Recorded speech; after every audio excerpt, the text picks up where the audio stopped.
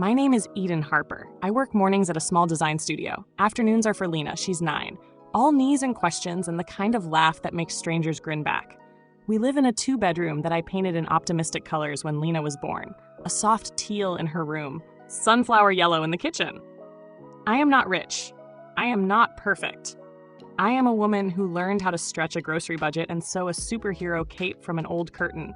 And last month, I spent the last of a freelance check booking a magician, ordering a cake shaped like a mermaid, and making the guest list for what I promised Lena would be the best 9th birthday anyone had ever seen.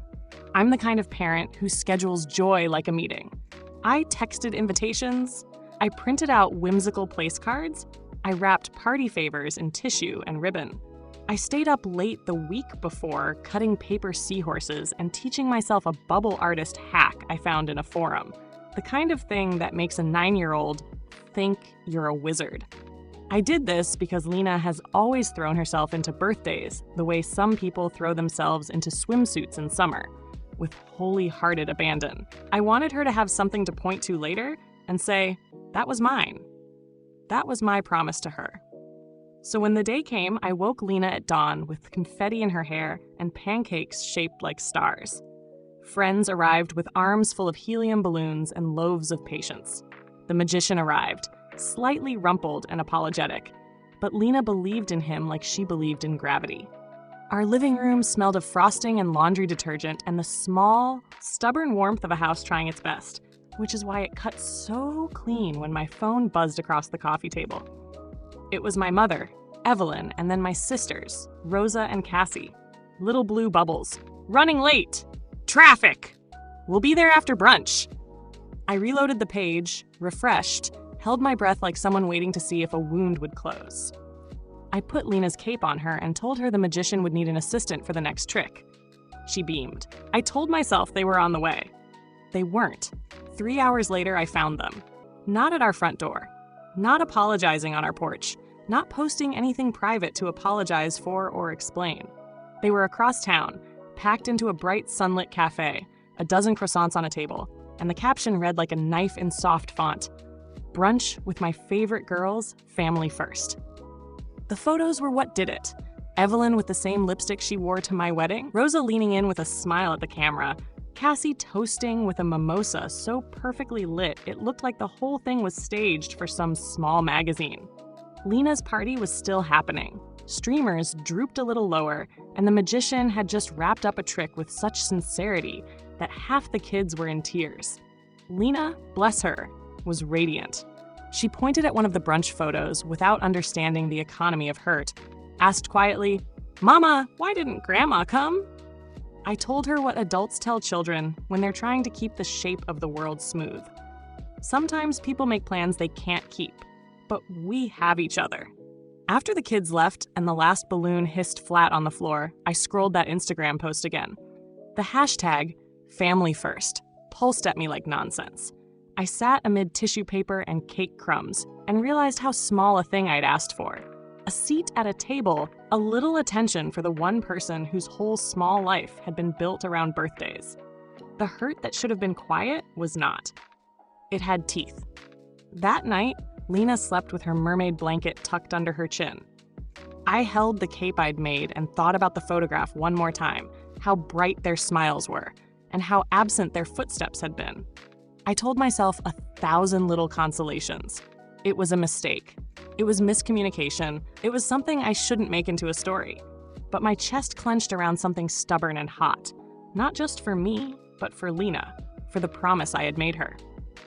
This was the setup. The stakes were small in one sense, a missed party, and enormous in another. Respect, presence, the right to be counted among people who claim you as family. I went to bed that night tired, sticky with frosting, and with a new, quiet plan forming like a bruise. If family is a series of choices, maybe it was time I started making mine more carefully. A week after Lena's party, I woke up to a ping that felt like a slap. The family group chat had exploded overnight. There it was, a glossy PDF invitation and a Venmo request pinned to the top. Sweet 16. Platinum sponsor, $1,850. Serena, 26, was in the header shot, hair perfect, cupcake emoji like a wink. The event was already booked at a place that smelled expensive in the photos. There were tiers: bronze, silver, gold, platinum, like a charity gala for someone who still wore neon scrunchies when she was 12. Rosa's message read, "Everyone chip in, please." Serena planned this before Lena's birthday, so don't be petty. Cassie chimed, "We all gave last year, Eden. Family tradition."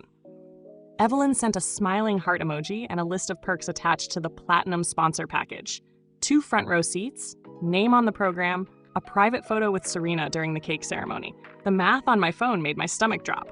$1,850 for a sweet 16 when the birthday girl is 26. I had already overdrafted twice that month. I'd used my last freelance check on Lena's magician and mermaid cake because that was a promise I kept to my kid, not a viral hashtag, not a staged brunch. I read the messages again, slower, as if the right cadence would change the meaning. Plan before, the line that was supposed to justify everything, the pretext that painted their absence at Lena's party as an inconvenient scheduling conflict instead of a choice. I typed, deleted, typed. I can't do that. It came out as, I can't pay $850. Rosa replied within minutes with a serialized list of guilt. You always get so defensive, Eden. We've supported you before. It's family. Cassie added, you know how Serena is about her friends. Can you at least do silver? Evelyn sent a voice note with a soft, practiced disappointment that landed heavier than the price tag. You're making this personal, she said. We're just asking you to help. It wasn't just money. It was the tone. Expectant, entitled, as if the brunch photos had purchased them moral credit, as if showing up for a staged post was the same as showing up when it mattered. I found myself scrolling through the feed in a fury I couldn't afford to act on. A decade of favors, small loans, babysitting shifts, last-minute rides, and the ledger in my head clacked like a cashier. I closed the group, left the house, and sat at my kitchen table with Lena's leftover cupcake in front of me. I thought of the way Serena's cupcake emoji matched the mimosa in my mother's brunch photo. How convenient it would be to argue that a family who posts together should also prioritize the one who needs them. I thought of calling them. But what would I say? That I'd been invisible on my daughter's birthday and now invisible again when their bankroll opened like a palm? I didn't reply for the rest of the day. The messages multiplied, a chorus of expectation. Each ping felt like someone tallying up my debt, not in cents, but in obligations. The betrayal that thrummed under my skin was no longer about a single missed brunch or a single party. It was about a pattern that wore their faces. By the time I turned my phone off that night, the number $1,850 had become less a sum I couldn't pay and more a mirror showing me what I'd been paying for all along: approval.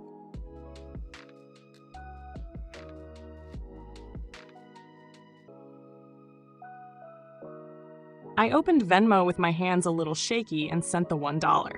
The memo read, "Congrats." It felt like handing over a paper crown with a polite smile, the smallest possible concession that still said out loud, no. I made sure the transaction was public. I wanted them to see the tone of it, not for drama, but to mark the boundary where I could afford to mark one. After that, I called a locksmith. Changing the locks was the most literal thing I'd done in a long time. The locksmith, a practical man named Jorge, who smelled faintly of coffee and nails, handed me a small ring of new keys like a treaty. I stood in my doorway as he worked and read the text threads on my phone, a handful of apologetic emojis, a few sharp, performative, "we understand" messages that read like someone clearing their throat and saying nothing. The house felt different with those new keys in my palm. It was not just about keeping people out. It was about choosing whose footsteps I wanted to hear on my floorboards. That night, I sat at my kitchen table with a green pencil and my laptop and made a spreadsheet. I don't mean metaphorically. I made a real spreadsheet called Family Ledger for me, and I filled it with dates and amounts and brief, polite descriptions. I wrote down every little loan and favor and babysitting shift and ride to the airport that hadn't been paid back or acknowledged. I filled column headers: date, who, reason, amount notes. The rows were quiet and petty and exact. Rosa, car repair loan, $200. Cassie, babysitting for Serena's newborn, $150. Evelyn, loan for my security deposit 3 years ago, $500. Serena, concert ticket I fronted when she ghosted repayment, $75. Missed reimbursements, birthday supplies advanced, $25. I added them carefully because numbers are harder to argue with than feelings. $200 plus $150, $350. $350s plus $500 equals $850. $850s plus $75s, $925. $925 plus $25 is $950. I stared at the $950 like it was a portrait of all the small debts that had been chalked up to family and never returned. I saved the file as a PDF and emailed myself a copy so there would be a time-stamped record I couldn't lose in the flood of excuses. Making the list felt obscene and righteous in equal measure. Part of me was ashamed that I had to count IOUs from people who shared my last name. Part of me was relieved to see the ledger outside my head, neat and immovable. Setting that boundary, the $1 Venmo, the new locks, the spreadsheet, was less about revenge and more about accounting. I wasn't trying to humiliate them. I was trying to teach myself how to stop subsidizing other people's priorities with my own goodwill.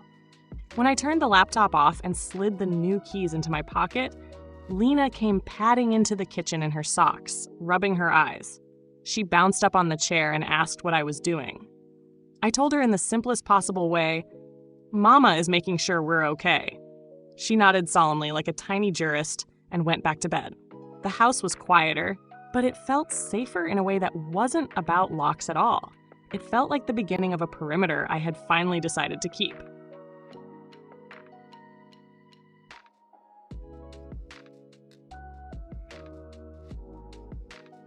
They arrived in a slow, naughty convoy, 3 cars, engines idling like a jury.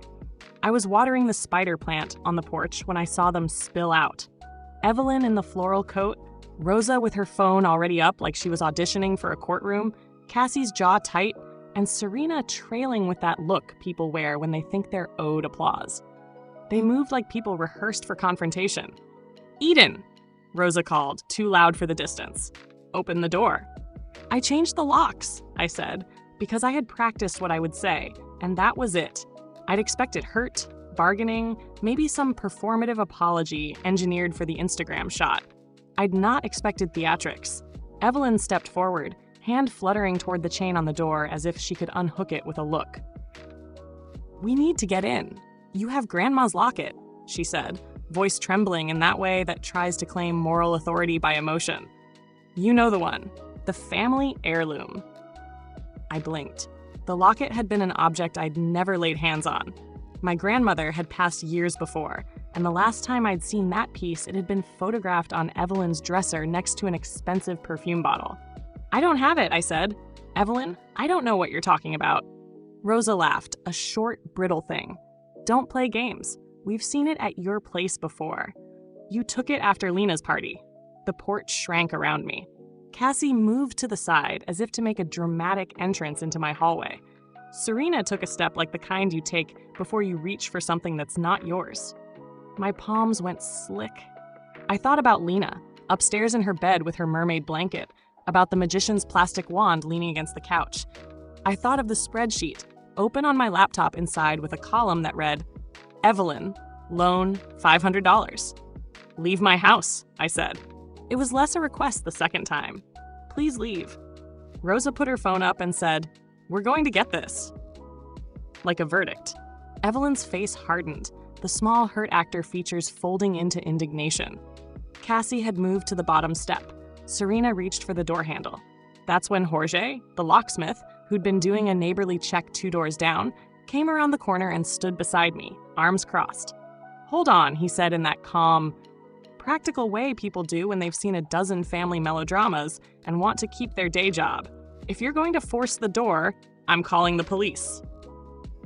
There was a new sound then, the low, nervous clicking of phones, the quick recalibration of people who'd thought they'd be met with fluster, not resistance. Rosa's expression shifted from righteous to flustered. Evelyn opened her mouth and closed it. They didn't need me to call. Evelyn did it herself. Not to the police, but to our cousin, an ally she thought she had. They started a small, noisy escalation chain. Group texts, a live stream from Cassie that would later feel like a private film played in public. I went inside, shut the door, and dialed 911 because the part of me that had stayed awake, knitting paper seahorses and counting pennies, wanted clear, documented boundaries. Officer Thompson arrived in a vehicle that smelled faintly of coffee and authority. He was tall, steady, 30-something, with a face that suggested he'd heard the same story more times than he cared to admit. He stepped up the porch, took in the scene, and asked me to tell him what had happened. I showed him everything I had. The Venmo screenshot with the $1 and the memo, congrats. Right? The public post with the brunch photos. The group chat where the Sweet 16 request had been pinned. And then, because I'd been doing my small private revolution, the spreadsheet. Dates, amounts, notes, the ledger of favors that had never been squared. It felt oddly ceremonial to slide those PDFs across to him. He thumbed through them. Quiet. "Did anyone threaten you?" he asked. "No," I said. "They were loud. They tried to force entry. They accused me of taking something I never took." Officer Thompson nodded and asked to speak with Evelyn and the others. He walked over to the street where they had gathered in a cluster that looked like a protest screwed up into a family reunion. He listened. Evelyn explained the heirloom, voice high and insistent. Rosa recited a memory. Cassie played the video back to us like evidence. Serena tried for indignation again. Thompson was patient. He didn't grandstand. He asked for details and listened to the discrepancies like a man threading tape through a machine. He asked Evelyn when she'd last seen the locket, where she'd left it, who was present. He asked for proof. There was none. There were memories and claim and outrage, but no receipts, no photos that placed the locket in my house, no witness besides the family's sense of entitlement. Then he said something that landed like a hinge clicking into place. "This is a private residence," he said. "Changing your locks is legal. You can refuse entry to anyone who doesn't have lawful access. Accusations alone don't give you the right to force entry. If there's a theft, it's a different case, but I don't see evidence of that here." He looked at me and with an even hand added, "If you don't want them here, you don't have to let them in." It felt both astonishing and painfully simple. Justice in that moment wasn't a thunderbolt. It was bureaucracy. A police officer reading the law and the facts and saying, plainly, that I had the right to protect my home. He suggested we all sit down later with a mediator if the family wanted resolution, and he gave Evelyn the number for the non-emergency line if she wanted to file a report. He didn't scold anyone. He simply laid down the rules. They retreated like a crowd that had been given a map and realized the treasure wasn't theirs. Rosa muttered about family and tradition. Evelyn's eyes were wet and red, more from pride than sorrow. Cassie turned off the live stream and slid into the car. Serena's jaw worked like she was chewing on the idea of accountability and decided she didn't like the taste. As their cars pulled away, Jorge put a hand on my shoulder and said, "Good call." Officer Thompson packed his clipboard with the quiet efficiency of someone who had closed dozens of similar doors. He left with a nod that felt like permission. Permission to be safe in my own house. Permission to stop pretending absence could be explained by traffic. Inside, the house smelled like lemon cleaner and the faint memory of cake. I sat on the couch with my keys, breath knocking at the edges of my ribs, part shaky and part relieved. I thought about the spreadsheet again, about how numbers and small legalities had felt like armor. I thought about Lena, upstairs dreaming without the burden of grown-up negotiations. The door was locked, the police had cleared my choice, and on the porch, the echo of their footsteps faded, until it was only the sound of the house settling into the kind of quiet that wasn't complicit.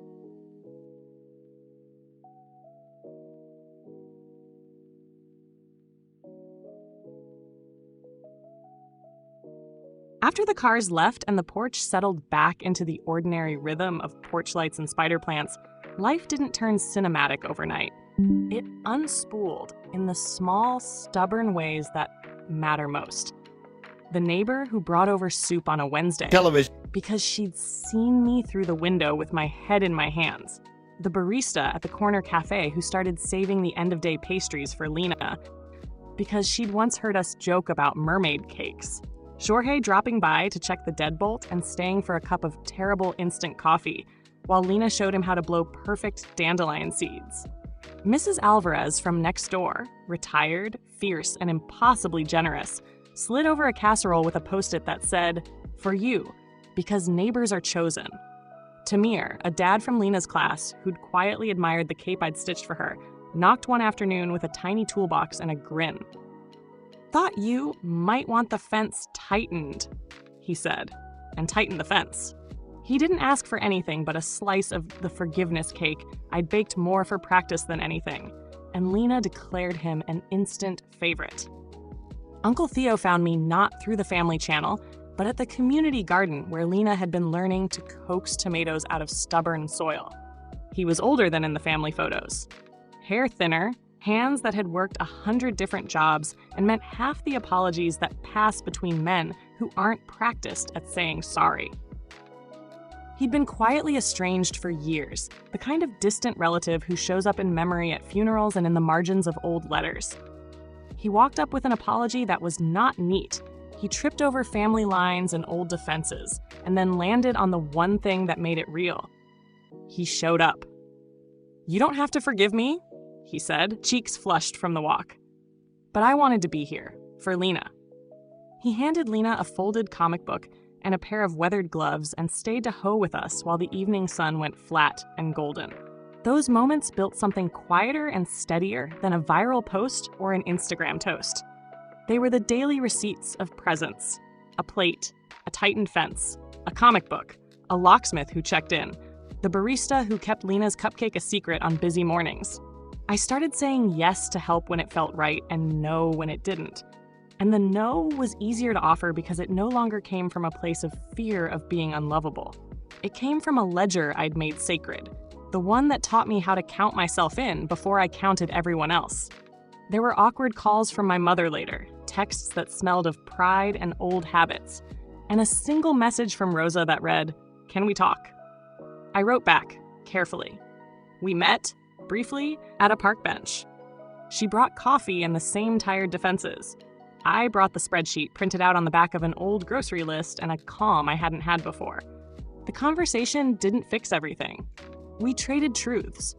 She apologized for the brunch photo, not for the brunch, and I accepted the apology for what it was because it was the only honest currency left between us. Serena slid back into her life like a social butterfly who'd misplaced a wing and then found it again. She liked some of my baking posts online and sent Lena a small package for no reason other than the sticker on the box. It was a step. It was an absolution. It was a choice to be present in small ways rather than spectacular ones. As for Lena, she grew in the softest of ways. The mermaid blanket stayed on her bed. Her birthdays became ours to design together without pretense. She learned that adults didn't always balance their books the way children expect, but she also learned to notice who came to the table. Her laugh returned to its gently loud place, and once, when we were folding laundry on a Sunday, she said, unsolicited, "Mama, thank you for the best party." It was small and it landed like sunlight. Years, or what felt like the important parts of years, condensed into clean routines. Saturday suppers with Mrs. Alvarez and Tamir, potluck loud. A garden patch that gave tomatoes like tiny red promises, and Uncle Theo's slow, steady appearances at Lena's school plays. I stopped refreshing the family group chat the way someone stares at a wound. I kept my keys close and my ledger closer, not as a weapon, but as a map. One quiet evening, as Lena drew ocean scenes on the kitchen floor and I shelved another stack of overdue promises, I realized the world had rearranged itself into a more honest shape. I'd started making choices that protected our lives from people who saw family as entitlement and invited in people who saw it as obligation turned into care. I thought about the brunch photos, the $1 Venmo, the locks, the police officer who read the law like a neutral friend. Those were the small, private acts that had taught me how to pick my family. Real family isn't defined by blood, but by the people who show up when it matters. It turned out the people who showed up for us were many and surprising. And in that abundance, I found a kind of peace that didn't need an audience. Only a table.